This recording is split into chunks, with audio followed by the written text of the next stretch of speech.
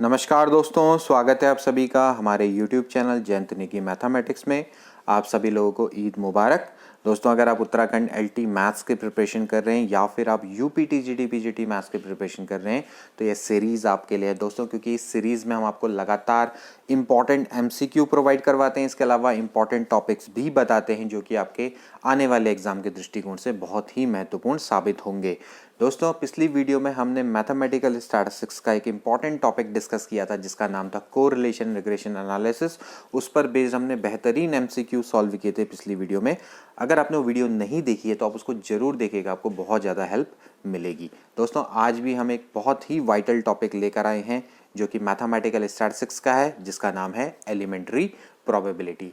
इस टॉपिक पर based questions आने की संभावनाएं सबसे ज़्यादा रहेंगी। दोस्तों, इस टॉपिक को आप पूरा देखिएगा, इस वीडियो को पूरा देखिएगा और इस पर हम ज़्यादा से ज़्यादा MCQ सॉल्व कराने का आपको प्रयास करेंगे। इस वीडियो में हम MCQ भी सॉल्व करेंगे, साथ ही टॉपिक को भी डिस्कस करेंगे। तो चलिए वीडियो को स्टार्ट करते हैं। तो फ्रेंड्स, आज का टॉपिक है एलिमेंट्री प्रोबेबिलिटी। तो देखिए, इसका पहला क्वेश्चन है the outcome of tossing of a coin is. Outcome of a tossing of a coin क्या होता है? सिंपल इवेंट होता है, म्यूचुअली एक्सक्लूसिव इवेंट होता है, कॉम्प्लीमेंट्री इवेंट होता है या फिर कंपाउंड इवेंट होता है?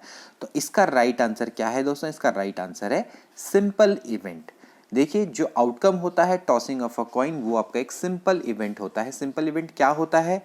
The event having only one sample point, जिसके पास सिर्फ एक सैंपल पॉइंट होता है उसको हम सिंपल इवेंट या फिर एलिमेंट्री इवेंट भी इसको दोस्तों बोला जाता है। जैसे कि मैं आपको एक एक्सपेरिमेंट बताऊं कि एक एक्सपेरिमेंट है जिसमें हम टॉसिंग 3 कॉइन, यानी कि मैं 3 कॉइन को अगर मैं टॉस करूं और उसमें से मैं एक इवेंट बता दूं कि भाई all coins turn up with head, ठीक है ना।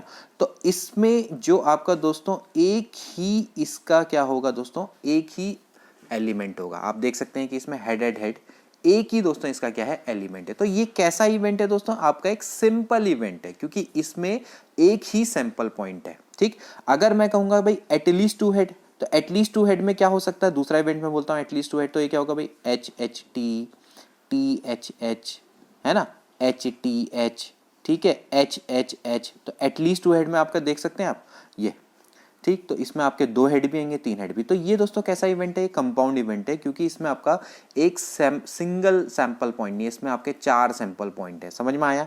तो इसको ही क्या बोला जाता है दोस्तों? आपका सिंपल इवेंट बोला जाता है। वैसे अगर देखा जाए, इनफैक्ट देखिए, जो आपका हर एलिमेंट होता है, जो आपका हर आउटकम होता है, वो अपने आप में क्या होता है? एक सिंपल इवेंट होता है। ये भी आपको दोस्तों ध्यान में रखना है। जैसे कि जब हम एक कॉइन को टॉस करते हैं तो आपका अगर हेड आएगा या फिर टेल आएगा, तो अपने आप में दोस्तों ये कैसा इवेंट है? ये एक सिंपल इवेंट है, ठीक है। इसी तरह से अगर मैं एक डाइस को थ्रो करूं तो क्या आ सकता है भाई?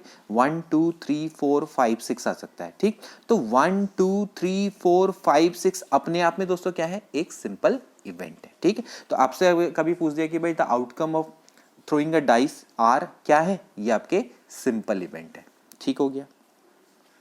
इसके बाद नेक्स्ट क्वेश्चन देखिए, classical probability is measured in terms of. जो क्लासिकल प्रोबेबिलिटी होती है दोस्तों, वो किस टर्म्स में मेजर्ड होती है? एब्सोल्यूट वैल्यू में, रेशियो में? Absolute value and ratio both, none of these.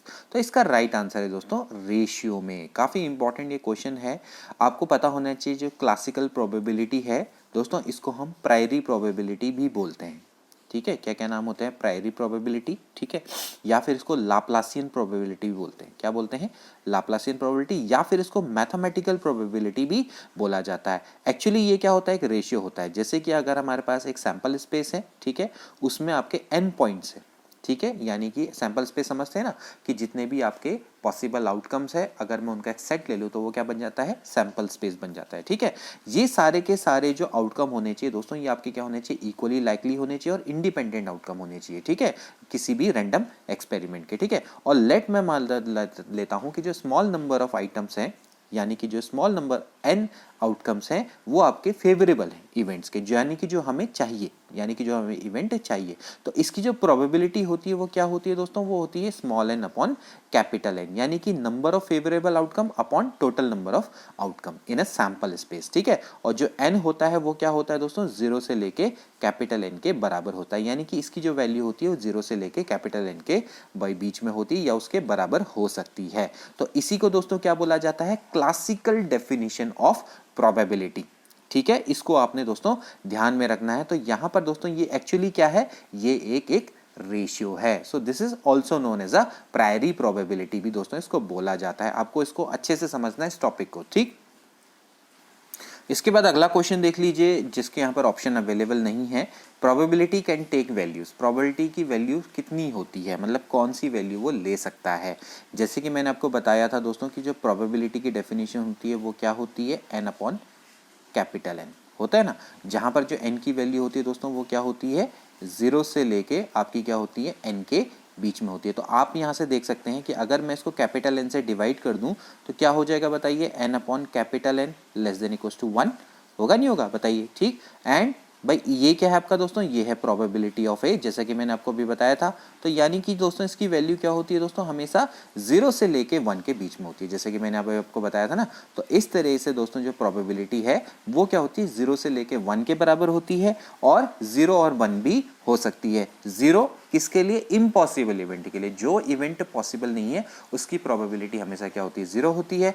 1 किसके लिए होती है, जो कि सर्टेन इवेंट होता है, ठीक। सर्टेन इवेंट समझते हैं ना, कि जैसे कि what is the probability that the sun may rise from east, sun हमेशा क्या होता है, ईस्ट से ही राइज होता है, तो उसकी प्रोबेबिलिटी आपकी हमेशा क्या होती है, 1 होती है, ठीक है। अब इसी तरह से इसका उल्टा इवेंट ले लीजिए, what is the probability that the sun may rise from west, ठीक। तो अगर वो वेस्ट से कभी राइज होने वाला नहीं है तो उसकी प्रोबेबिलिटी क्या हो जाएगी दोस्तों, 0 हो जाएगी। तो इम्पॉसिबल इवेंट की जो प्रोबेबिलिटी होती है वो क्या होती है, 0 होती है। सर्टेन इवेंट की प्रोबेबिलिटी क्या होती है, 1 होती है। अदरवाइज जो प्रोबेबिलिटी होती है 0 से लेके 1 के बीच में लाई करती है। तो इस तरह से देखा जाए तो इसका आंसर क्या होगा, 0 to 1, ठीक। इसके बाद अगला question, probability is expressed as, probability को आप कैसे एक्सप्रेस कर सकते हैं, रेशियो के फॉर्म में, प्रोपोर्शन के फॉर्म में, परसेंटेज के फॉर्म में, या फिर ऑल द अबव। देखिए जो प्रोबेबिलिटी होती है दोस्तों, आप तीनों फॉर्म में इसको एक्सप्रेस कर सकते हैं। आप परसेंटेज के फॉर्म में भी आप इसको कन्वर्ट कर सकते हैं, प्रोपोर्शन के फॉर्म में भी, और रेशियो के फॉर्म में भी हम इसको लिखते ही हैं। तो यानी कि ऑल ऑफ द अबव इसका राइट आंसर है, ठीक है। इसके बाद अगला क्वेश्चन देखिए, 2 events are said to be independent if each outcome has equal chance of occurrence, there is no common point in between them, one does not affect the occurrence of other, या both of the event have only one point। तो इसका right answer क्या होना चाहिए दोस्तों, इसका right answer है दोस्तों कि जो one does not affect the occurrence of other। दो इवेंट आपके इंडिपेंडेंट तब कहलाएंगे दोस्तों कि जब एक की ऑकरेंस से दूसरे को कोई भी फर्क नहीं पड़ता है, ठीक है। उसको हम क्या बोलते हैं, इंडिपेंडेंट इवेंट बोलते हैं। जैसे कि आपके सामने किसी ने मैथमेटिक्स की एक प्रॉब्लम रख दी, ठीक है। अब सपोज ए और बी 2 व्यक्ति हैं। अब ये व्यक्ति क्या करता है, इस मैथमेटिकल प्रॉब्लम को सॉल्व करने की इसकी प्रोबेबिलिटी और इस व्यक्ति के सॉल्व करने की जो प्रोबेबिलिटी है वो दोनों क्या होंगी दोस्तों, आपस में अलग अलग होंगी, ठीक है ना, क्योंकि इसके सॉल्व करने से इसको कोई फर्क नहीं पड़ता। इसी तरह से मान लेते हैं कि ये व्यक्ति है, इसको अगर हमने एक टारगेट दे दिया हिट करने को, और इस व्यक्ति को दूसरा टारगेट हिट करने को दे दिया, उसी टारगेट को, या चलो उसी टारगेट को हिट करने को दे दिया, तो इसकी प्रोबेबिलिटी इस टारगेट को हिट करने की, इसकी प्रोबेबिलिटी इस टारगेट को हिट करने पे आपस में एक दूसरे पर डिपेंड नहीं करेगी, ठीक है ना। वो क्या होगी, इंडिपेंडेंट होगी। भाई इसकी अगर ये माना हिट कर लेता है तो इससे इसकी प्रोबेबिलिटी पर कोई भी फर्क नहीं पड़ेगा, ठीक। अब डिपेंडेंट इवेंट कैसा हो सकता है, देखिए जैसे माना एक बैग है, उसमें बॉल्स हैं, ठीक है, रेड है, ब्लैक है, ठीक। अब माना आपने एक बॉल इससे निकाल दी, ठीक। तो जब आपने एक बॉल निकाल दी तो इसके बाद जो दूसरी बॉल निकालेंगे वो क्या करेगी, इस पर डिपेंड करेगी, क्योंकि आपने एक बॉल यहाँ से ऑलरेडी निकाल दी ना, तो जो दूसरे की प्रोबेबिलिटी है वो इस बैग से निकाली गई बॉल पर डिपेंड करेगी, ठीक है ना। तो यानी कि एक की ऑकरेंस दूसरे पर क्या करेगी, इफेक्ट करेगी। लेकिन इसी का दूसरा केस ले लेते हैं कि अगर हमने एक बॉल निकाल के दोबारा अगर इसमें वापस रख दी तो फिर क्या हो जाएगा, जो दूसरे बॉल को निकालने की प्रोबेबिलिटी है वो पहले वाले से क्या हो जाएगी, इंडिपेंडेंट हो जाएगी। तो आई होप कि आपको समझ में आ गया होगा कि भाई इंडिपेंडेंट का मतलब क्या होता है, one does not affect the occurrence of other. इसके बाद नेक्स्ट क्वेश्चन देखिए, if A and B are two events which have no points in common then the events A and B are. काफी important है दोस्तों कि अगर ए और B आपके दो इवेंट हैं और इनमें कुछ भी कॉमन नहीं है, यानी कि ए इंटरसेक्शन बी बराबर अगर नल आता है तो वो कैसे इवेंट है दोस्तों, ये आपके म्यूचुअली एक्सक्लूसिव इवेंट कहलाते हैं। ठीक है, म्यूचुअली एक्सक्लूसिव इवेंट का मतलब ये होता है कि जिनमें कोई भी पॉइंट कॉमन नहीं होता है, तो इनकी जो प्रोबेबिलिटी होती है यानी कि दोनों के एक साथ यानी प्रोबेबिलिटी ऑफ इंटरसेक्शन भी हमेशा क्या होती है, 0 होती है। ठीक है, ये आपको ध्यान में रखना है। जैसे कि मैं आपको बताता हूं कि एक मैंने डाइस को थ्रो किया, ठीक है, तो एक मैंने देखा कि भाई probability of getting even number, ठीक है, probability of getting even number and probability of getting odd number. ठीक, तो यानी कि event of getting even number क्या होते हैं 2 4 6, ठीक है, और ऑड नंबर क्या होते हैं, वो होते हैं 1 3 5। तो आप देख सकते हैं कि ए और बी जो इवेंट है वो आपस में क्या है, म्यूचुअली एक्सक्लूसिव है, क्योंकि इनमें कुछ भी कॉमन नहीं है। तो इसको क्या बोलते हैं दोस्तों, आप बोलते हैं म्यूचुअली एक्सक्लूसिव। इसके बाद अगला क्वेश्चन देखिए, classical probability is also known as Laplace probability, mathematical probability, priori probability, all the above. मैंने अभी आपको बताया जो क्लासिकल प्रोबेबिलिटी होते हैं उसको सभी बोला जाता है, मैथमेटिकल प्रोबेबिलिटी भी, प्रायोरी प्रोबेबिलिटी भी और लाप्लास प्रोबेबिलिटी भी इसको बोला जाता है। ठीक है, इसके बाद देखिए, each outcome of a random experiment is called, हर जो आउटकम है दोस्तों उसको क्या बोला जाता है, रैंडम एक्सपेरिमेंट का, उसको क्या बोलते हैं, primary event, compound event, derived event या फिर ऑल द अबव। तो इसको क्या बोला जाएगा दोस्तों, जैसे कि मैंने अभी आपको बताया था, इसको बोलते हैं प्राइमरी इवेंट। ठीक है, इसको क्या बोला जाता है, प्राइमरी इवेंट बोला जाता है। ठीक है दोस्तों, जैसे कि मैंने अभी आपको बताया था, प्राइमरी इवेंट, एलिमेंट्री इवेंट या फिर सिंपल इवेंट, तीनों एक ही चीज होती है। ठीक है, तो हर आउटकम आपका क्या होता है, अपने आप में प्राइमरी, सिंपल या एलिमेंट्री इवेंट उसको बोला जाता है। इसके बाद देखिए, if A and B are two events then the probability of occurrence of either A और बी। देखिए आइदर ए और बी, यहां पर इसको किससे रिप्रेजेंट करते हैं हम, यूनियन से रिप्रेजेंट करते हैं। तो ए और बी को किससे रिप्रेजेंट करा जाता है, ए यूनियन बी से, तो यानी कि बी वाला ऑप्शन इसका करेक्ट है। अगर ए एंड बी होता तो क्या होता, probability of A intersection B होता। ठीक है, इसके बाद देखिए अगला question, if A and B are two events then the probability of occurrence of A and B simultaneously is given by, यही वाला है दोस्तों कि ए और बी साथ साथ होते हैं, तो उसको किससे दिखाएंगे हम, probability of A intersection B. ठीक है, इसका ऑप्शन देखने की आवश्यकता नहीं है, मैंने आपको पहले बता दिया कि भाई ए और बी अगर दो इवेंट्स है, probability of occurrence of A and B यानी कि ए और बी के साथ साथ होने की प्रोबेबिलिटी वो क्या होती है, probability of A intersection B. A और बी होता तो क्या होता है, ए यूनियन बी होता है। ये आपको ध्यान रखने पड़ेंगे दोस्तों, ये टर्मिनोलॉजी बहुत इंपॉर्टेंट है प्रोबेबिलिटी के क्वेश्चंस को सॉल्व करने के लिए। इसके बाद अगला क्वेश्चन देखिए, काफी अच्छा है, the limiting relative frequency approach of probability is known as.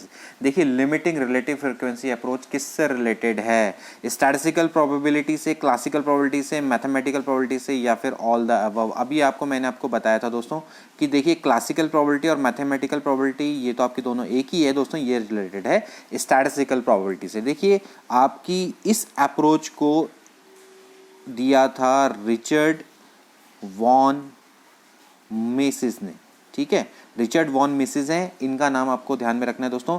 इन्होंने ये अप्रोच दी थी, ये इन्होंने दी थी कि जब आपके लार्ज नंबर ऑफ ट्रायल्स किए जाते हैं तो उसमें क्या होता है दोस्तों कि जो आपके n माना आपके ट्रायल हैं उनमें से आपके अगर फेवरेबल इवेंट्स है आपके k, तो जो प्रोबेबिलिटी होती है वो होती है limit n tends to infinity k upon n। ठीक है, ये आपको दोस्तों ध्यान में रखना है। इनकी डेफिनेशन जो दी गई है वो दी गई है कि भाई अगर आपके लार्ज नंबर ऑफ ट्रायल्स होते हैं उसमें से अगर आप n इवेंट्स को लें, n इवेंट्स तो आपके टोटल इवेंट्स हो गए और उसमें से आपके k आपके क्या है, फेवरेबल नंबर ऑफ इवेंट है, तो limit n tends to infinity k upon n, ये आपकी दोस्तों क्या होती है, प्रोबेबिलिटी की डेफिनेशन होती है। ठीक है, इसको भी दोस्तों आपने ध्यान में रखना है। ठीक है ना, out of large number of trials जिसमें से हम क्या लेते हैं, n are conducted under is essentially homogeneous and identical condition में रखा जाता है। तो हमने क्या किया भाई, हमने मान लिया कि भाई जो n है ये आपका क्या है, total number of elements in a sample space, और इसमें से आपने क्या ले लिए, k इवेंट ले लिए जो कि हमारे लिए क्या है, जो कि हमारे क्या है, फेवरेबल है। ठीक, तो क्या हो जाएगा भाई, k/n, ये तो हो गई प्रोबेबिलिटी। लेकिन जो आपके जो, क्योंकि हमने बताया था कि भाई जो लार्ज नंबर ऑफ ट्रायल्स हैं तो लिमिट आप क्या कर देंगे, n टेंड्स टू इन्फिनिटी कर देंगे। तो यही दोस्तों आपकी क्या होगी, प्रोबेबिलिटी होगी। ठीक है, इसको आपने दोस्तों ध्यान में रखना है। ये आपकी क्या है, स्टैटिस्टिकल प्रोबेबिलिटी की अप्रोच है। ठीक, इसके बाद अगला question, the definition of statistical probability was originally given by, जैसे कि मैंने आपको बताया था वॉन माइसेस के द्वारा दोस्तों ये डेफिनेशन दी गई थी। ठीक है, इसके बाद अगला क्वेश्चन देखिए जो कि काफी इंपॉर्टेंट है, the definition of the priori probability was originally given by. अभी मैंने आपको बताया जो प्रायरी प्रोबेबिलिटी उसको क्या क्या बोलते थे, mathematical probability, classical probability of Laplacian probability. तो इसका आंसर क्या है दोस्तों, बी, यानी कि जो आपके लैप्लास हैं इनके द्वारा दोस्तों जो आपकी मैथमेटिकल प्रोबेबिलिटी है इसकी डेफिनेशन को दिया गया था। आपको इसको दोस्तों ध्यान में रखना है। ठीक है, ऐसे क्वेश्चन भी पूछे जाते हैं। इसके अलावा देखिए अगला क्या है, it is known that an event A has awkward, the probability of an event given of E given A is called. ठीक हो गया, देखिए अगर ए हो गया है, ठीक, ये हमें पता है। ठीक, so the probability of E given A is known as a conditional probability. इसको क्या बोलते हैं दोस्तों, कंडीशनल प्रोबेबिलिटी बोला जाता है। जैसे कि मैंने आपको बताया था ना कि एक बैग है, ठीक है, इसमें आपकी कुछ बॉल्स हैं, जैसे माना कुछ रेड हैं कुछ ब्लैक हैं। ठीक, हमने एक बॉल निकाली तो भाई ब्लैक बॉल निकल गई। ठीक, अब आपको प्रोबेबिलिटी ऑफ रेड निकालनी है, तो probability of red when black ball is already drawn, तो इसको हम क्या बोलेंगे, कंडीशनल प्रोबेबिलिटी बोला जाएगा। कंडीशनल प्रोबेबिलिटी इसलिए बोला जाएगा क्योंकि इस केस में आपका क्या है कि आपका जो बी इवेंट है, यानी कि जो ब्लैक बॉल निकालने का इवेंट है वो हो चुका है, और उसके होने के बाद अब आपको रेड बॉल निकालने की प्रोबेबिलिटी निकालनी है, तो एक्चुअली क्या हो गई, कंडीशनल हो गई। ठीक है ना, तो यहाँ पर आपकी क्या कहलाएगी, कंडीशनल प्रोबेबिलिटी कहलाएगी, क्योंकि यहाँ पर क्या आपकी कंडीशन है कि what is the probability of E when A event has already awkward. इसके बाद अगला क्वेश्चन देखिए, क्लासिकल प्रोबेबिलिटी, सॉरी इससे ऊपर एक क्वेश्चन है, probability by classical approach has no lacuna, only one lacuna or only two lacuna or many lacuna। मतलब क्या है कि इसमें डीमेरिट्स हैं या नहीं है। ठीक, तो आपको बताना है कि जो क्लासिकल अप्रोच से है वहाँ पर कई सारी डीमेरिट्स हैं या नहीं हैं। इसका राइट आंसर है दोस्तों, इसकी में मैनी डीमेरिट्स हैं। ठीक, जो क्लासिकल अप्रोच है, क्लासिकल अप्रोच में कहीं ना कहीं कुछ कमियां थी, तभी तो जाके दोस्तों ये आके स्टैटिस्टिकल अप्रोच और ये कई सारी एग्जामेटिव अप्रोच टाइप की आई प्रोबेबिलिटी। ठीक है ना, क्लासिकल प्रोबेबिलिटी में दोस्तों कई सारी डीमेरिट्स है। ठीक है, सबसे पहली तो इसके डीमेरिट्स है कि इसमें आउटकम्स अगर इंडिपेंडेंट नहीं हो तब क्या होगा। ठीक है, if the outcomes are not independent, तो ये दोस्तों इसको पॉसिबल नहीं होता फाइंड आउट। हम क्या करते हैं भाई, जो हमारी अप्रोच थी कि भाई हमने प्रोबेबिलिटी को एक एज ए रेशियो बताया था कि भाई n/m या फिर n/N बताया था। ठीक है ना, तो उस केस में हमने क्या बताया था कि जो सारे इवेंट्स हैं वो आपस में क्या है, इंडिपेंडेंट है। ठीक, इसके अलावा अगर टोटल नंबर ऑफ आउटकम्स जो हैं वो इनफाइनाइट हो तो क्या होगा। ठीक है, टोटल नंबर ऑफ आउटकम अगर इनफाइनाइट हो तो उस केस में दोस्तों इसको कैलकुलेट करना पॉसिबल नहीं है। ठीक, इसके अलावा अगर जो हर आउटकम है वो इक्वली लाइकली ना हो। इक्वली लाइकली का मतलब समझते हैं ना, कि जैसे कि जब हम एक कॉइन को टॉस करते हैं तो हेड आने की प्रोबेबिलिटी और टेल आने की अपने आप में प्रोबेबिलिटी इक्वल है। कहने का मतलब है कि वहां पर कोई बायसनेस नहीं है, अनबायस्ड कॉइन है, हेड आने के भी उतने ही चांस है जितने की टेल के आने के। इसी तरह से जब हम एक डाइस को थ्रो करते हैं तो 1 2 3 4 5 6 are equally likely event. Equally likely का मतलब यह है कि हर इवेंट की अब जो आने की प्रोबेबिलिटी है वो इक्वल है, यानी कि हर इवेंट के पास इक्वल चांस है आने के।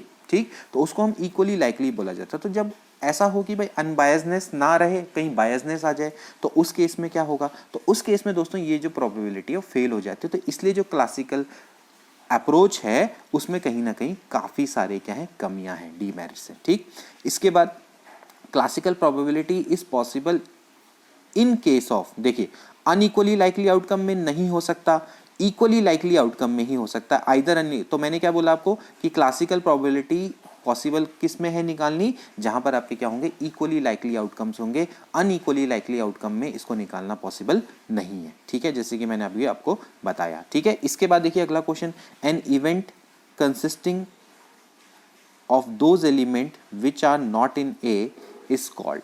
ठीक, एक इवेंट है जिसमें वो एलिमेंट होते हैं जो कि नॉट इन ए होता है, तो उसको क्या बोला जाता है? तो इसको दोस्तों हम ना प्राइमरी इवेंट बोलते हैं, ना डिराइव इवेंट, ना फिर सिंपल इवेंट। इसको दोस्तों क्या बोला जाता है? Complementary event. ठीक है, अब यहाँ पर ऑप्शन नहीं है तो कोई बात नहीं, अभी ऑप्शन वो कट गया फोटो लेते वक्त।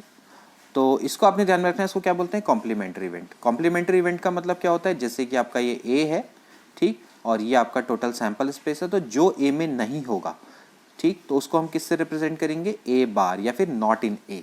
ठीक, तो the event consisting of those element which are not in A, जो ए में नहीं है, उसको हम किससे दिखाएंगे? Probability of complementary event. तो प्रोबेबिलिटी ऑफ कॉम्प्लीमेंट्री इवेंट क्या होता है? 1 माइनस प्रोबेबिलिटी ऑफ ए होता है। इसको भी आपने ध्यान में रखना है। अगला क्वेश्चन देखिए, the probability of all possible outcome of a random experiment is always equals to. देखिए, आपको जितने भी ऑल पॉसिबल आउटकम है उनकी प्रोबेबिलिटी क्या होगी?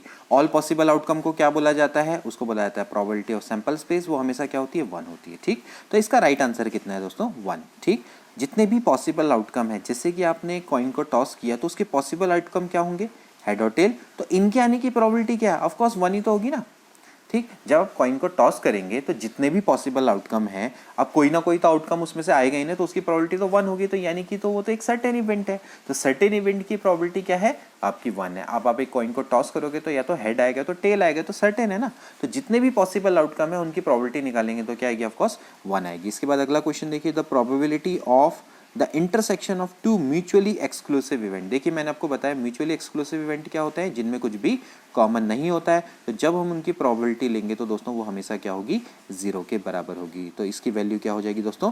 0 हो जाएगी। The probability of intersection of to mutually exclusive event is always 0। इसके बाद the individual probability of occurrence of two event A and B are known, the probability of occurrence of both the event together will be। बहुत अच्छा question है। देखिए, अगर if the individual probability of occurrence of two event, यानी कि आपको P A और P B दिया हुआ है, दोनों के दोनों दिए हुए हैं, ठीक है, तो आपसे कह रहा है कि the probability of occurrence of both the events together, both the events together, वो आपकी क्या होगी? मतलब इंक्रीज होगी, डिक्रीज होगी, 1 होगी या फिर 0 के बराबर होगी। ठीक, तो देखिए दोस्तों, ये हो जाएगी आपकी डिक्रीज। ठीक, probability of A intersection B, ठीक है, probability of intersection B generally होता है probability of A into probability of B conditional A.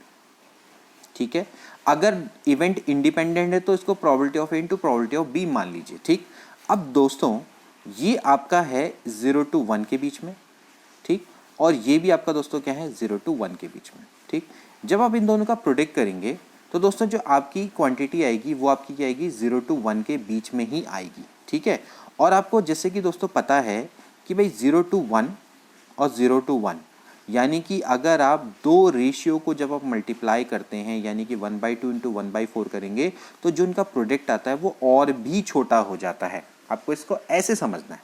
ठीक, या फिर आप इसको एग्जाम्पल से भी समझ सकते हैं। देखिए, जो आपका इवेंट है, अब ऑफकोर्स क्या होगा भाई? प्रोबेबिलिटी ऑफ ए और प्रोबेबिलिटी ऑफ बी है। जब आप ए इवेंट है और बी इवेंट है, ठीक, अब इन दोनों में से आपने कॉमन लेना है, तो ऑफकोर्स जो इनके कॉमन की प्रोबेबिलिटी है वो तो ऑफकोर्स क्या हो जाएगी भाई? प्रोबेबिलिटी ऑफ ए और प्रोबेबिलिटी बी से क्या हो जाएगी? लेस हो जाएगी। ठीक है, अदरवाइज एक ही केस हो सकता है कि भाई प्रोबेबिलिटी ऑफ ए और प्रोबेबिलिटी ऑफ बी, या तो वो प्रोबेबिलिटी अगर A is a subset of B हो जाए तो उस केस में हो सकता है कि वो प्रोबेबिलिटी ऑफ बी के बराबर हो जाए। ठीक है, मतलब प्रोबेबिलिटी ऑफ ए के बराबर हो जाए। ठीक, एक केस ही हो सकता है कि भाई A is a subset of B, A B का सबसेट हो जाए, तो भाई क्या हो जाएगा? प्रोबेबिलिटी ऑफ इंटरसेक्शन बी, उस केस में क्या हो जाएगा? प्रोबेबिलिटी ऑफ ए के बराबर हो सकता है। बराबर हो सकता है लेकिन कभी भी ज़्यादा नहीं हो सकता है। ठीक है, लेकिन उसके लिए भी क्या होना पड़ेगा कि भाई ए को बी का सबसेट होना पड़ेगा, या फिर अगर B is a subset of A तो then probability of intersection B बराबर क्या हो जाएगा? प्रोबेबिलिटी ऑफ बी हो जाएगा। ठीक, तो आप कह सकते हैं कि इसकी जो प्रोबेबिलिटी होती है वो हमेशा क्या होती है? प्रोबेबिलिटी ऑफ इंटरसेक्शन बी क्या हो जाती है? डिक्रीज हो जाती है। वो तो होता ही है। जब आप क्या करेंगे, दो फ्रैक्शन को मल्टीप्लाई करेंगे तो जो उनका प्रोडक्ट आता है वो और भी क्या होता है, छोटा होता है। 0 to 1 के बीच की बात हो रही है, 0 to 1 के बीच के आपके जो फ्रैक्शन है उनको आप अगर आपस में मल्टीप्लाई करेंगे तो जो उनका प्रोडक्ट होगा वो और भी छोटा आने वाला है। तो ऑफकोर्स ये क्या हो जाएगा, डिक्रीज हो जाएगा। आप इसको सीधे सीधे इस मेथड से भी समझ सकते हैं। इसके बाद अगला क्वेश्चन देखिए दोस्तों, E1 E2 से लेकर En is a countable sequence of events such that कि भाई जो EI है is a super set of EI plus 1 for I is equal to 1 2। तो देन आपको बताना है कि limit n tends to infinity probability of En की वैल्यू क्या होगी। दोस्तों काफ़ी अच्छा क्वेश्चन है दोस्तों। आप इसको कैसे करेंगे, देखिए आप यहाँ पर देखिए आपको क्या रिलेशन दे रखा है कि भाई EI is a super set of EI plus 1।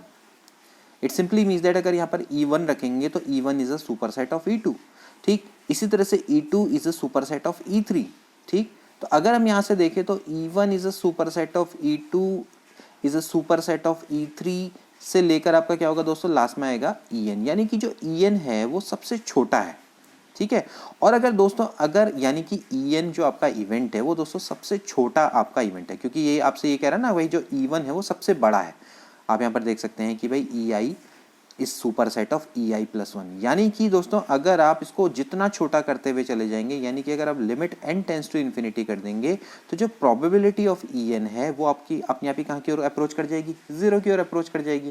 भाई जितना इवेंट में आपके एलिमेंट्स कम होते हुए चले जाएंगे तो अगर आप इसकी limit n tends to infinity की ओर को अप्रोच करेंगे, यानी कि आपको क्या करना है, लगातार और भी छोटा En से छोटा सबसेट लेना है, फिर इससे भी छोटा सबसेट। तो जितना आप सबसेट छोटा लेते हुए चले जाएंगे तो उसकी प्रोबेबिलिटी अपने आप ही क्या हो जाएगी भाई, 0 की ओर को अग्रसर हो जाएगी। तो भाई ये जो प्रोबेबिलिटी ऑफ En है वो आपका अपने आप ही क्या हो जाएगा दोस्तों, 0 हो जाएगा, ठीक है। आप समझ रहे होंगे कि भाई E1 आपका सबसे बड़ा सेट है, फिर E1 का सबसेट है E2 का सबसेट है E3, ऐसे करके सबसेट छोटे छोटे करते हुए चले गए और उसके बाद फिर En आ गया। अब En को भी आप क्या करें, n टेंस टू इन्फिनिटी, यानी कि आप उससे भी छोटा सबसेट चाह रहे हैं, तो ऑफकोर्स जो probability of n tends to infinity हो जाएगा वो अपने आप ही क्या हो जाएगा, 0 हो जाएगा, ठीक है। इसके बाद देखिए अगला question, if A1, A2, A3 are three mutually exclusive event, the probability that their union is equals to। अब देखिए म्यूचुअली एक्सक्लूसिव इवेंट क्या होता है दोस्तों, जैसे कि मैंने आपको बताया था कि जो probability of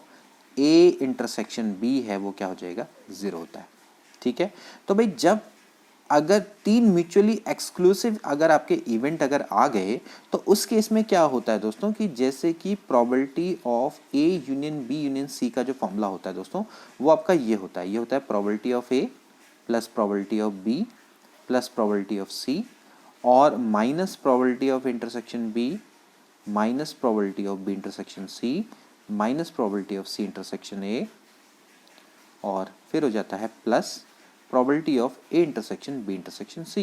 So now we can see that कि भाई ये mutually exclusive हैं, तो ये probability ये वाली और ये वाली सब क्या हो जाएगी, 0 हो जाएगी। तो ये actually किसके बराबर आ जाएगा, probability of A plus probability of B plus probability of C के बराबर आ जाएगा। तो इस तरह से इसका राइट आंसर क्या होना चाहिए, C वाला, कि that is probability of A plus probability of A1 plus probability of A2 plus probability of A3 के दोस्तों ये बराबर होना चाहिए।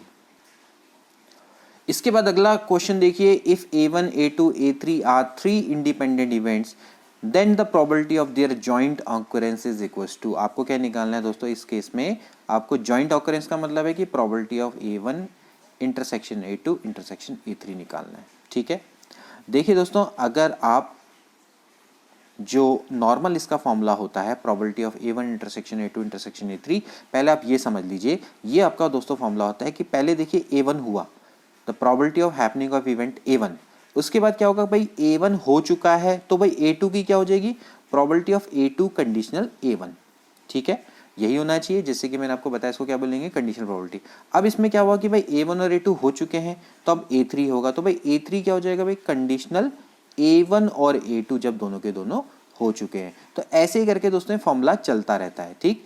ऐसे ही अब अगर यहाँ पर A4 होता तो भाई A4 conditional A1 A2 A3 तीनों हो चुके हैं। तो ऐसे करके दोस्तों ये फॉर्मूला चलता है। इस केस में दोस्तों ये क्या है, डिपेंडेंट है। तो लेकिन जब ये इंडिपेंडेंट हो जाएंगे तो उस केस में क्या हो जाएगा भाई, जो probability of A2 conditional A1 है वो A2 के बराबर हो जाएगा, क्योंकि A2 अब A1 पर डिपेंड ही नहीं करता।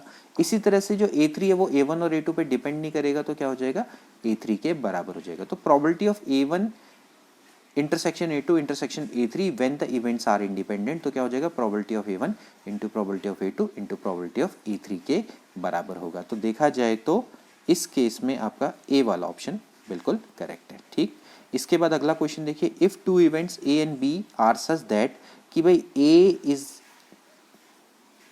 Subset of B and B is subset of A, then the relation between probability of A and probability of B। देखिए जब A is a subset of B and B is a subset of A होता है तो theorem of reversibility से क्या होता है भाई, A बराबर B हो जाता है। तो इस केस में क्या हो जाएगा भाई, प्रोबेबिलिटी ऑफ A बराबर प्रोबेबिलिटी ऑफ B के बराबर हो जाएगा। तो इस तरह से जो C वाला ऑप्शन है वो करेक्ट है। इसके बाद अगला क्वेश्चन देखते हैं, if A is an event the conditional probability of A given A equals to. अब आप बताइए, A एक इवेंट है, ठीक है, और आपको बताना है कि तो प्रोबेबिलिटी ऑफ ए कंडीशनल ए। बताइए प्रोबेबिलिटी ऑफ ए कंडीशनल ए का मतलब क्या है कि एक इवेंट हो चुका है उसके होने की probability.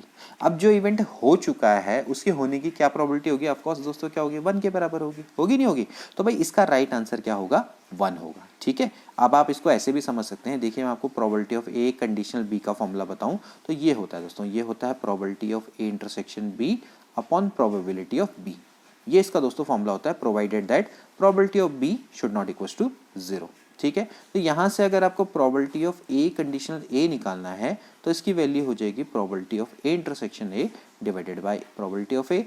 Probability of A intersection ए और ए में क्या कॉमन है, of course A he common है, तो divided by probability of A, तो ये कट जाएगा तो कितना आ जाएगा, 1 के बराबर आ जाएगा। तो इस तरह से दोस्तों आप इसको समझ सकते हैं। ठीक है, इसके बाद अगला क्वेश्चन देखिए, if A is a subset of B then probability of A conditional B equals to. चलिए इसको हम सॉल्व करते हैं। देखिए कितना सिंपल क्वेश्चन है। इन क्वेश्चंस को आप सब दोस्तों चुटकियों में कर सकते हैं अगर आपको अच्छी इसमें पकड़ है प्रोबेबिलिटी में। तो देखिए कैसे इसको करेंगे, आपको probability of A conditional B निकालना है। Probability of A conditional B का मैंने अभी दोस्तों आपको फॉर्मूला बताया कि प्रोबेबिलिटी ऑफ क्या होता है, A intersection B upon probability of B. ठीक है, अब क्योंकि आपसे कह रहा है कि B is a subset of A, B अगर A का सबसेट है तो भाई A इंटरसेक्शन B क्या होगा, ऑफ कोर्स क्या होगा दोस्तों, वो हो जाएगा probability of B divided by probability of B, और इसकी वैल्यू कितनी आ जाएगी, 1। ठीक है, जैसे कि मैंने अभी आपको बताया कि भाई B आपका क्या है, सबसेट है A का। अगर B सबसेट है A का तो B A के ही अंदर है, और A इंटरसेक्शन B का मतलब A और B में कॉमन, तो A और B में क्या कॉमन होगा, B तो कॉमन होगा ना। तो भाई यहाँ से क्या हो जाएगा भाई, जो प्रोबेबिलिटी ऑफ इंटरसेक्शन B वो प्रोबेबिलिटी ऑफ B के बराबर हो जाएगा। तो ये चीज़ आपको दोस्तों ध्यान में रखनी है। ठीक है, तो इसकी आंसर कितना हो जाएगा, 1। ठीक हो गया, चलिए आगे बढ़ते हैं। If two events A and B are such that A is subset of B, then the relation between the conditional probability of A intersection C and probability of B intersection C, आपको बताना है कि इन दोनों में क्या relation है। ठीक है, आपको कह रखा है कि भाई A is the subset of B। तो अब देखिए, चलिए इसको निकाल लीजिए। probability of intersection C क्या होता है, जैसे कि मैंने आपको बताया probability of intersection C क्या होता है, probability of B intersection C क्या होता है। probability of intersection C क्या होता है दोस्तों, ये होता है probability of A intersection C divided by probability of C। ठीक है, इसी तरह से probability of B intersection C क्या होता है, ये होता है probability of B intersection C upon probability of C। ठीक है, तो दोस्तों आप इसमें देख सकते हैं इस फॉर्मूले में दोनों का बेस तो सेम है। ये दोनों किस पर डिपेंड करते हैं, प्रोबेबिलिटी ऑफ इंटरसेक्शन C और probability of B intersection C पर डिपेंड करते हैं। नाउ आपको दोस्तों दिया हुआ है कि A is a subset of B। ठीक है, अगर A is a subset of B है तो दोस्तों इसका मतलब सीधा सीधा सा है कि भाई probability of A should be क्या होना चाहिए, less than probability of B होना चाहिए। ठीक है दोस्तों, ये आपका इसका फॉर्मूला है, आप इसको ध्यान में रखेंगे। जो प्रोबेबिलिटी ऑफ ए है दोस्तों वो क्या होगा, प्रोबेबिलिटी ऑफ बी के लेस में होगा, अगर ए क्या होता है, सबसेट होता है बी का। ठीक है, तो यहाँ से दोस्तों हम कंक्लूजन निकाल सकते हैं कि भाई probability of intersection C should be less than आपका क्या हो जाएगा, probability of B intersection C. ठीक है, इस चीज़ को आपने दोस्तों ध्यान में रखना है। जैसे कि मैं आपको बताऊं, आप यहाँ पर देखिए, जैसे कि आपके पास एक इवेंट है, देखिए इवेंट आपके पास क्या है, मान लेते हैं द नंबर ग्रेटर देन और इक्वल्स टू 2। अगर हमने एक डाइस को थ्रो किया, डाइस को मैंने थ्रो किया, the number greater than equals to 2, तो क्या हो जाएगा भाई, 2 3 4 5 6, है ना। अब आपसे कह दिया कि भाई इसके अंदर का इवेंट है, इसके अंदर का इवेंट है, देखिए ये आपका बी है। ठीक है, और ए मैं इसके अंदर का इवेंट ले लेता हूँ कि ऑड, मतलब सॉरी इवन, मतलब जितने भी आपके क्या हैं इवन, तो 2 4 6। ठीक, मतलब मैंने एक डाई को थ्रो किया और उसमें मैंने कहा कि number greater than equals to 2, और दूसरे डाई को मैंने थ्रो किया कि भाई उसमें मुझे क्या चाहिए, इवन नंबर ऑफ आउटकम चाहिए। तो देखिए 2 4 6, अब देख सकते हैं 2 4 6 इसके अंदर है, तो भाई यहाँ से प्रोबेबिलिटी ऑफ ए जो होगी, आप देखिए जो प्रोबेबिलिटी ऑफ ए होगी वो क्या होगी बताइए, ये हो जाएगी 2/6। टोटल नंबर ऑफ आउटकम कितने होंगे, 1 2 3 4 5 6, है ना। तो इसकी प्रोबेबिलिटी आपकी कितनी है, 1/3। और इसके बाद दोस्तों अगर आप प्रोबेबिलिटी ऑफ बी निकालेंगे तो वो आपकी कितनी आएगी, 1 2 3 4 5, यानी कि कितनी आएगी, 5/6 आएगी। ठीक, 5/6 आएगी, तो 5/6 आपकी आ रही। तो ऑफकोर्स जो प्रोबेबिलिटी ऑफ ए है वो क्या है आपकी, less than probability of B है, और A is the subset of B है। ठीक है, तो दोस्तों इसी कॉन्सेप्ट का हमने यहाँ पर से प्रयोग करना है कि भाई a is a subset of b है, तो भाई प्रोबेबिलिटी ऑफ a शुड भी क्या होगा, less than probability of b होगा, और प्रोबेबिलिटी ऑफ a अगर less than probability of b है तो इसी कॉन्सेप्ट का दोस्तों हम यहाँ पर प्रयोग कर सकते हैं। कैसे करेंगे, आपने क्या करना है, यहाँ पर उसी चीज़ को दोस्तों अपना लेना है कि यहाँ पर probability of A is less than probability of B है, तो probability of A conditional C will be less than equals to क्या हो जाएगी, probability of B conditional C, क्योंकि जो सी इवेंट है वो तो आपका दोस्तों दोनों में क्या है, कॉमन है। ठीक, इसके बाद अगला question, for any two events A and B, probability of A minus B की वैल्यू को आपने निकालना है। Probability of A minus B का मतलब क्या होता है दोस्तों, कि द प्रोबेबिलिटी, आपको ए माइनस बी का मतलब क्या होता है, elements which are in A not in B. ठीक, तो इसको आप कैसे दिखाते हैं, ऐसे दिखाते हैं। देखिए ये आपके पास एक सैम्पल स्पेस है, ठीक, और आप इसको कैसे दिखाएंगे, आप इसको दिखाएंगे ये आपका ए है, ये बी है। ठीक, तो यहाँ पर दोस्तों आपका जो ये वाला पार्ट है, ये वाला जो पार्ट है, इसको आप क्या बोलेंगे, a माइनस बी, इसको क्या बोला जाएगा, a माइनस बी। ठीक है, और ये वाले पार्ट को आप क्या बोलेंगे, b माइनस ए। ठीक, तो आप इसको कैसे निकाल सकते हैं, देखिए ये वाला पार्ट जानते हैं, ये वाला पार्ट क्या होता है, इंटरसेक्शन b। ठीक, तो आप इसको देखिए ऐसे भी तो निकाल सकते हैं ना, जैसे कि आप क्या करिए, इस पूरे में से इसको माइनस कर दीजिए। ठीक, तो पूरा क्या है, प्रोबेबिलिटी ऑफ ए, पूरा वाला क्या है, प्रोबेबिलिटी ऑफ ए, माइनस आप क्या कर दीजिए, प्रोबेबिलिटी ऑफ इंटरसेक्शन बी कर दीजिए। ठीक है, तो probability of A minus intersection B को प्रोबेबिलिटी ऑफ ए बी भी लिख सकते हैं। ठीक, तो यानी कि इसका जो डी वाला ऑप्शन है वो क्या है, करेक्ट है। ठीक, ये वाला पार्ट आपका क्या है, ए माइनस बी है। ठीक, ध्यान में रखना है। ठीक, तो आप ए में से आप क्या कर दीजिए, इंटरसेक्शन बी को माइनस कर दीजिए, तो आपको क्या मिल जाएगा, ए माइनस बी मिल जाएगा। तो probability of A minus probability of A intersection B. ठीक है, इसके बाद अगला क्वेश्चन देखिए, चलिए पहले मैं इसको मिटा देता हूँ। नेक्स्ट क्वेश्चन देखिए, if an event B has occurred and it is known that the probability of B बराबर 1, the conditional probability of A intersection B की वैल्यू क्या होगी। आपको बताना है कि conditional probability A conditional B की वैल्यू क्या होगी जब आपका इवेंट बी ऑलरेडी हो चुका है। तो देखिए इसको कैसे करेंगे, तो दोस्तों इस क्वेश्चन को हम किस तरीके से करेंगे कि आपका बी इवेंट ऑलरेडी ऑकर हो गया है और प्रोबेबिलिटी ऑफ बी आपको 1 दिया हुआ है, तो इसको हम किस तरीके से करेंगे। देखिए दोस्तों, जैसे कंडीशनल प्रोबेबिलिटी है, probability of A conditional B, इसका होता है probability of A intersection B divided by probability of B. ठीक है, अब दोस्तों हमें प्रोबेबिलिटी ऑफ बी 1 दे रखी है, तो जो probability of A conditional B है वो आपकी किसके बराबर हो जाएगी, probability of A intersection B के बराबर। ठीक है दोस्तों। तो यहाँ से probability of intersection B, and अब देखिए दोस्तों इसको मैं ऐसे भी लिख सकता हूँ, कैसे, प्रोबेबिलिटी ऑफ ए, सॉरी इसको मैं दोस्तों ऐसे भी लिख सकता हूँ, probability of B into, sorry probability of A, इसको मैं लिख सकता हूँ probability of A into probability of B conditional A भी दोस्तों मैं इसको लिख सकता हूँ, ठीक है।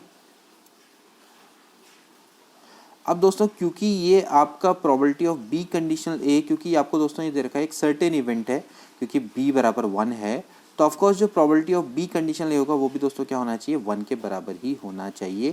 तो यहाँ से probability of A conditional B आपका क्या हो जाएगा, प्रोबेबिलिटी ऑफ ए के बराबर आ जाएगा। तो इस तरह से देखा जाए तो ए वाला ऑप्शन इसका करेक्ट है। इसके बाद नेक्स्ट क्वेश्चन देखिए, if A and B are two mutually exclusive events and then आपको बताना है probability of A conditional A union B, इसकी वैल्यू क्या होगी, ठीक। तो काफ़ी अच्छा क्वेश्चन है दोस्तों, इसको आप कैसे करेंगे देखिए ध्यान से। इसको आप लिखेंगे प्रोबेबिलिटी ऑफ, जैसे कि मैंने आपको बताया क्या होता है फॉर्मूला, ये होता है ए इंटरसेक्शन, देखिए क्या होगा, A intersection A union B, ठीक है, अपॉन ये हो जाएगा probability of A union B, ठीक हो गया। अब आप देखिए दोस्तों, जो ए यूनियन बी है, जो ए होता है, मतलब ए यूनियन बी आपका ये होता है, देखिए ये आपका ए यूनियन बी है, ठीक है, ये टोटल, ये आपका टोटल ए यूनियन बी होता है। तो जो ए है वो क्या होता है, सबसेट होता है ए यूनियन बी का, ठीक। तो जब हम दोस्तों ए और ए यूनियन बी का इंटरसेक्शन करेंगे, यानी कि इन दोनों में कॉमन देखेंगे, तो वो क्या आएगा, ए ही तो आएगा ना। तो इसका मतलब है कि ये दोस्तों किसके बराबर होगा, प्रोबेबिलिटी ऑफ ए के, ठीक है।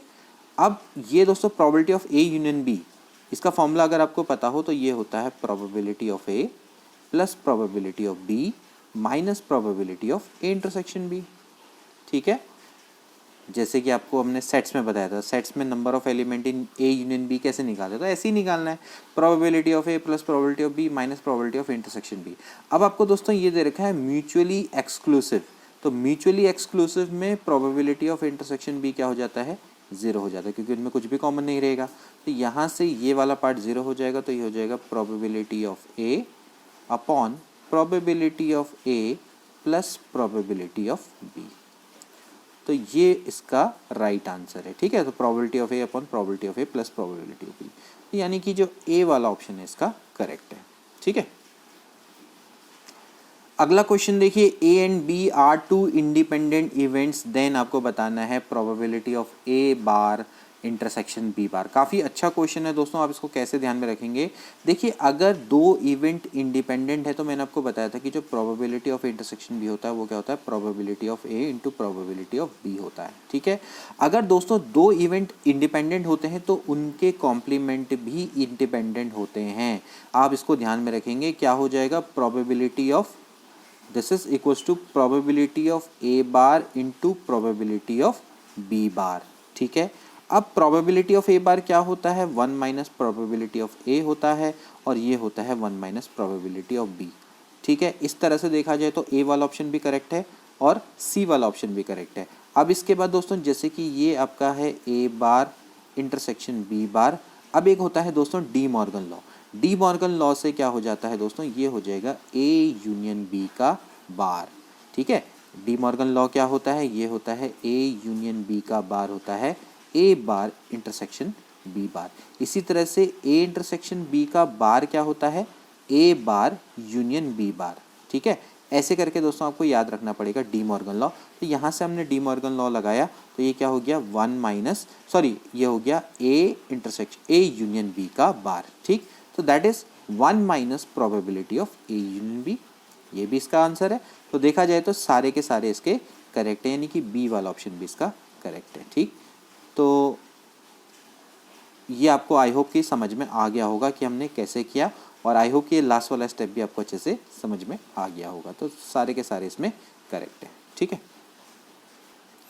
इसके बाद नेक्स्ट क्वेश्चन देखिए, E1, E2, E3, En are n mutually exclusive events such that by probability of Ej does not equals to 0 for j is equals to 1 to n and A is an arbitrary event in union of EJ with probability of A is greater than 0 has been observed, the probability of the particular event EJ given is given by the formula।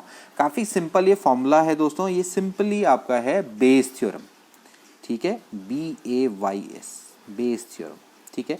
अभी दोस्तों हमने बात करी थी priori probability की, इसको हम पोस्टीरियरी probability भी बोलते हैं। क्या बोलते हैं? पोस्टीरियरी। जैसे ये वो क्या थी? प्रायरी। तो पोस्टीरियरी और प्रायरी प्रोबेबिलिटी में क्या अंतर है दोस्तों? जैसे कि मैं आपको एक एग्जांपल बताऊं, सिंपल एग्जांपल से समझिए कि जैसे हमारे पास बैग है, ठीक है, 3 बैग हैं, इसमें कुछ बॉल्स हैं रखी हुई, ठीक है, रेड और ब्लैक मान लेते हैं। तो जैसे आपसे बोला कि इन तीनों बैग में से एक बॉल निकाली गई रेंडमली, ठीक है, तो क्या प्रोबेबिलिटी है कि वो रेड हो? ये आपका कैसी प्रोबेबिलिटी का एग्जांपल है? ये प्रायर प्रोबेबिलिटी का एग्जांपल है, ठीक। अब इसके बाद दोस्तों दूसरा तरीका ये हो सकता है कि इन बैग्स में आपकी बॉल्स हैं रेड और ब्लैक, ठीक है, आपने बॉल निकाल दी और आपको पता लग गया कि वो रेड है, ठीक। तो क्या प्रोबेबिलिटी है कि जो ये रेड बॉल है ये बैग 1 से आई या बैग 2 से आई या बैग 3 से आई? तो इसको क्या बोलेंगे? पोस्टीरियरी प्रोबेबिलिटी। तो इसी के लिए दोस्तों क्या होता है? बेस थ्योरम का उपयोग होता है। समझ में आया? प्रायरी प्रोबेबिलिटी में क्या होगा दोस्तों कि हम बैग में से निकालेंगे बॉल, तो उसकी क्या संभावना है कि वो रेड होगी। अब पोस्टीरियर प्रोबेबिलिटी में हमने बैग में से बॉल निकाल दी और हमने देख लिया कि वो रेड है। अब ये रेड बॉल की जो बैग है, कौन से वाले बैग में से इसको निकाला गया, इसकी क्या संभावना है। तो ऐसे जो क्वेश्चन होते हैं वो किससे रिलेटेड होते हैं? पोस्टीरियर प्रोबेबिलिटी से रिलेटेड होते हैं, जिसको हम बोलते हैं बेस थ्योरम। इसका सिंपल सा आपको फॉर्मूला याद रखना, और ये बहुत ही इंपॉर्टेंट फॉर्मूला है एग्जाम के दृष्टिकोण से। आप सीधे सीधे इसको याद रखेंगे।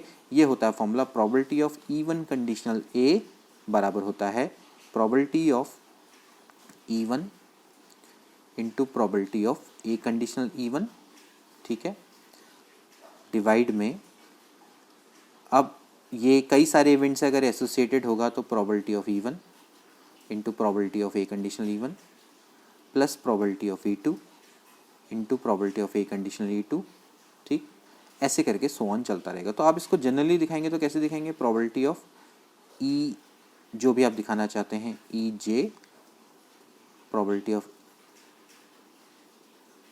एक सेकेंड, इसको प्रोबेबिलिटी ऑफ ए कंडीशनल ई, चलो इसको 1 ही मान लेते हैं, अपॉन क्या हो जाएगा?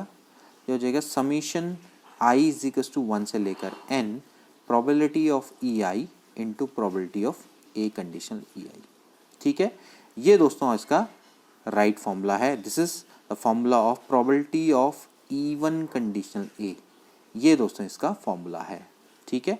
ऐसे करके दोस्तों हम इसको निकालते हैं। तो यानी कि जो आपका बी वाला ऑप्शन है वो बिल्कुल करेक्ट है, ठीक है ना। EJ से इन्होंने दिखा रखा, इससे कोई फर्क नहीं पड़ता। तो EJ कोई भी आपका एलिमेंट होगा, जैसे 1 हमने यहाँ पर 1 ले लिया उसकी जगह पर, ठीक। उसके बाद आपने क्या करना है? नीचे आपने सम कर देना है सबका, I इज टू 1 से लेकर n, ठीक है। यानी कि ये जितने भी इवेंट के संग एसोसिएटेड होगा, यहाँ पर ये n इवेंट के संग एसोसिएटेड है, तो आपने क्या ले लिया? यहाँ पर आपने n ले लिया, I इज टू 1 से लेकर n, ठीक।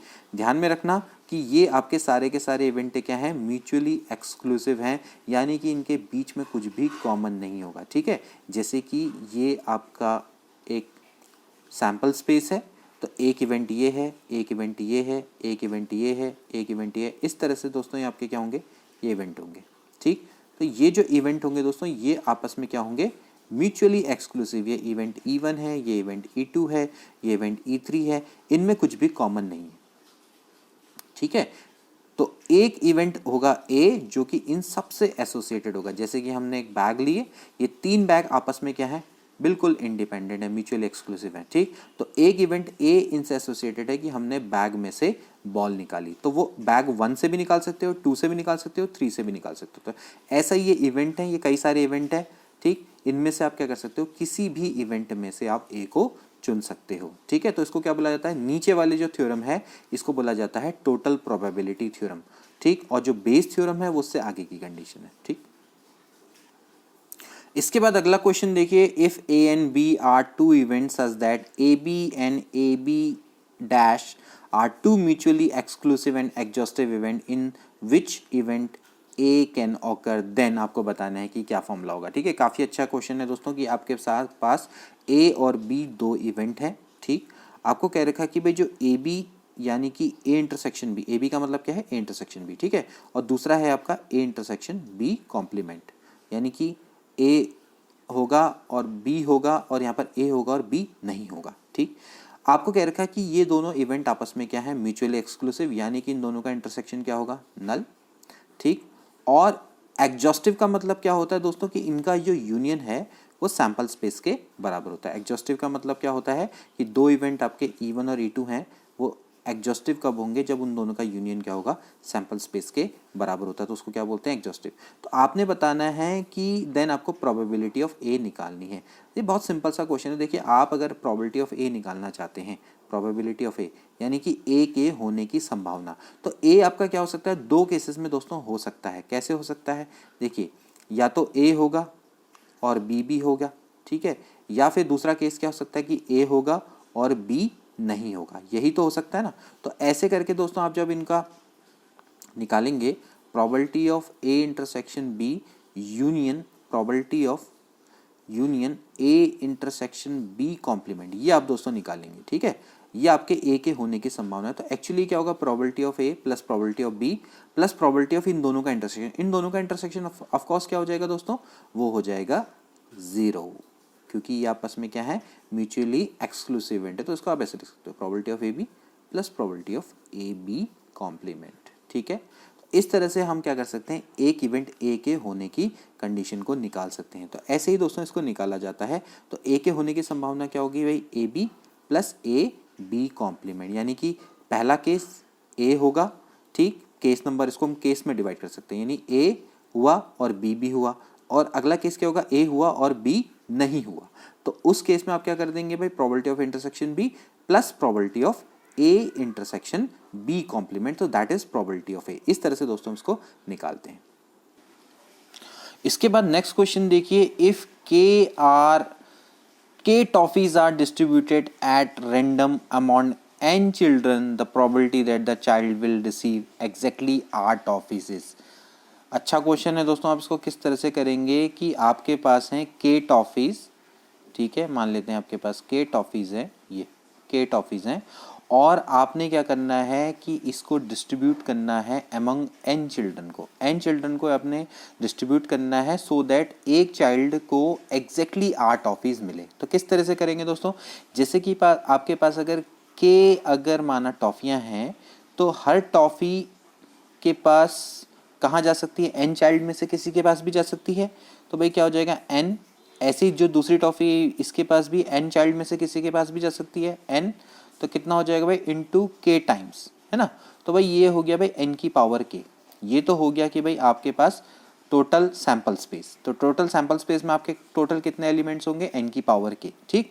अब दोस्तों ये कह रहा है कि एक बच्चे को एग्जैक्टली क्या हो, एक बच्चे को एग्जैक्टली आपकी r टॉफीज मिले, ठीक। तो उसके लिए दोस्तों आपका क्या होगा कि भाई लेट सपोज आपके पास टोटल टॉफियाँ वो दी हुई हैं, वो कितनी है, k है, ठीक। तो आप क्या करेंगे दोस्तों, k में से r टॉफियाँ आपको चुननी, तो उसके वे कितने होते हैं, KCR, ठीक है। KCR टॉफी आप क्या करेंगे दोस्तों, चुनेंगे और इस बच्चे को दे देंगे, यानी कि आप के में से 8 टॉफियाँ कोई भी चुन सकते हैं, इस बच्चे को दे देंगे, ठीक है। तो बाकी के जो बच्चे वो कितने बचे दोस्तों, ये तो आपके टोटल बचे थे n, ठीक है। तो आप बाकी के कितने बचे, n-1, ठीक है। तो दोस्तों यहाँ पर आपका वही हो जाएगा, क्या हो जाएगा भाई, जो n बच्चे हैं उनको कितनी टॉफी रिसीव हुई, k, तो n की पावर k हो गया। तो भाई n-1 की पावर, अब देखिए k में से 8 टॉफियाँ हो गई माइनस, ठीक है। तो भाई टोटल जो टॉफियाँ हैं वो कितनी बची भाई, k-r, तो n-1 की पावर कितना हो जाएगा, k-r। तो यहाँ से दोस्तों इसका क्या आंसर हो जाएगा, KCR n-1 की power k-r divided by probability में आपका क्या है, total number of sample space, total number of points है ना सैंपल स्पेस। तो ये आपका दोस्तों क्या हो गया, प्रोबेबिलिटी ऑफ ए हो गया, यानी कि कितना, KCR n-1 की पावर k-r अपॉन n की पावर के। आई होप कि आपको समझ में आ गया होगा कि आपके पास टोटल k टॉफियाँ हैं, आपने n बच्चों को डिस्ट्रीब्यूट करना है। दोस्तों आपने परम्यूटेशन कॉम्बिनेशन पढ़ा है, तो उसको डिस्ट्रीब्यूट करने के जो टोटल वे होते हैं वो कितने होते हैं, n की पावर k। अब आपको एक बच्चे के पास एग्जैक्टली 8 टॉफियाँ होनी चाहिए, तो उसके लिए आपको क्या करना पड़ेगा दोस्तों कि आपके पास k टॉफियाँ हैं, उनमें से आपको r टॉफियों को सेलेक्ट करना पड़ेगा। जब सेलेक्ट करते हैं तो कैसे करते हैं, KCR। ठीक है, अब आपने इसको एक बच्चे को दे दिया, अब बाकी के जो बच्चे हैं वो कितने बच्चे दोस्तों, n-1। तो n-1 को कितनी टॉफियां मिलेंगी दोस्तों, k-r। तो n-1 की पावर क्या हो जाएगा भाई, k-r।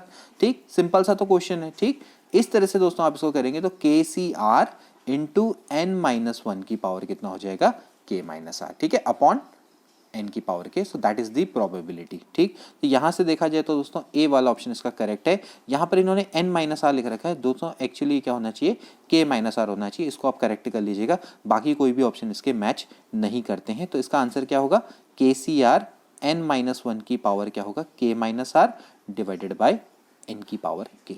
ठीक है, ये आपको दोस्तों याद रखना है। अगला क्वेश्चन देखिए, the idea of posterior probability was introduce by. जैसे कि मैंने आपको बताया था, जो पोस्टेरियर प्रोबेबिलिटी है उसको किसने इंट्रोड्यूस किया था, बेज ने, जो बेज थ्योरम है ना। तो यानी कि जो सी वाला ऑप्शन है वो बिल्कुल करेक्ट है। इसके बाद अगला क्वेश्चन देखते हैं दोस्तों, जो कि इस सेशन का लास्ट क्वेश्चन है। बाकी क्वेश्चन हम अगली वीडियो में लेकर आएंगे, क्योंकि दोस्तों प्रोबेबिलिटी काफ़ी वास्ट टॉपिक है, आप इसको एकदम से एक वीडियो में ख़त्म नहीं कर सकते हैं। जब आपको अच्छे से डिस्कस करना है, ऐसी हवा में पढ़ना है, तब तो कोई दिक्कत नहीं है, तब तो आपको इसको एक वीडियो के आप आधी वीडियो में भी इसको फटाफट ख़त्म कर सकते हैं। लेकिन अगर आपको इसके बारे में अच्छी नॉलेज चाहिए तो आपको कम से कम 2 या 3 वीडियो इसके लिए चाहिए होंगी। तो लास्ट क्वेश्चन है, इसको कर लेते हैं। आज हमने ज़्यादातर जितनी भी इसके इंपॉर्टेंट डेफिनेशंस हैं या जितने इंपॉर्टेंट इसके रूल हैं आज इनके बारे में पढ़ा। कल की वीडियो में हम इसके ज़्यादा से ज़्यादा क्वेश्चंस करेंगे। तो देखिए, इन अ सिटी 60% रीड न्यूज़पेपर ए। देखिए ए बराबर आपको दे रखा है कि भाई 60% लोग न्यूज़पेपर ए को पढ़ते हैं, 40% आपके क्या पढ़ते हैं, न्यूज़पेपर बी को पढ़ते हैं। ठीक है, इसके बाद सी को पढ़ते हैं 20%। इसके बाद यहाँ पर दिया हुआ है कि 30% पढ़ते हैं सी को, 30% न्यूज़पेपर सी को पढ़ते हैं, 20% पढ़ते हैं ए एंड बी। ए और बी को पढ़ने वालों की संख्या है 20%। और इसके बाद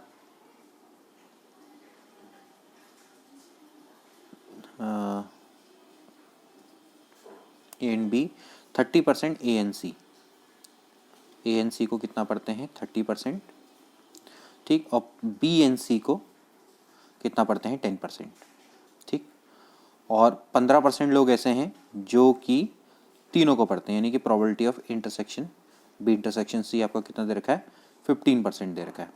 ठीक है, अब आपको कह रहा है कि the percentage of the people who do not read any of these newspaper.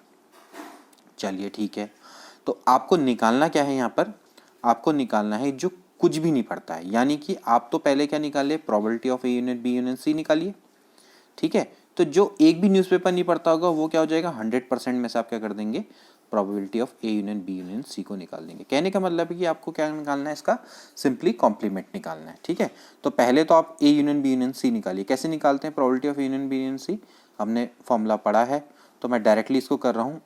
आप इसको समझ जाइएगा, अभी मैंने इसको बताया भी था। क्या होता है formula, probability of A plus probability of B plus probability of C minus A intersection B minus A intersection C minus probability of B intersection C. आपको कितना दिया हुआ है, ये दिया हुआ है 10%, है ना। तो माइनस कितना हो जाएगा, 10% प्लस क्या हो जाएगा, 15। Probability of intersection B intersection C क्या हो जाता है, प्लस हो जाता है। ठीक है, इसको आप कर लीजिए। 30 से ये आपका 40 गया, और ये आपका कितना हो गया, 10। तो कितना हो जाएगा भाई, 70 प्लस 15, यानी कि 85% लोग तो ऐसे हैं जो कोई भी न्यूज़पेपर पढ़ते हैं। ए बी या सी, इन तीनों में से कोई भी न्यूज़पेपर पढ़ लेते हैं। और 100 माइनस अगर 85% कर देंगे तो ये ऐसे लोग होंगे जो कोई भी न्यूज़पेपर नहीं पढ़ते होंगे। तो यानी कि 15% इसका राइट आंसर है। ठीक, यानी कि बी वाला इसका करेक्ट है। ठीक, तो दोस्तों ये थे कुछ इंपॉर्टेंट क्वेश्चन प्रोबेबिलिटी के। आई होप कि आपको अच्छे लगे होंगे और एग्जाम में आपको काफ़ी हेल्प करेंगे।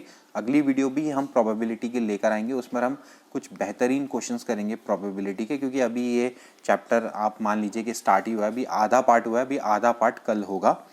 तो मिलते हैं अगली वीडियो में। Good bye.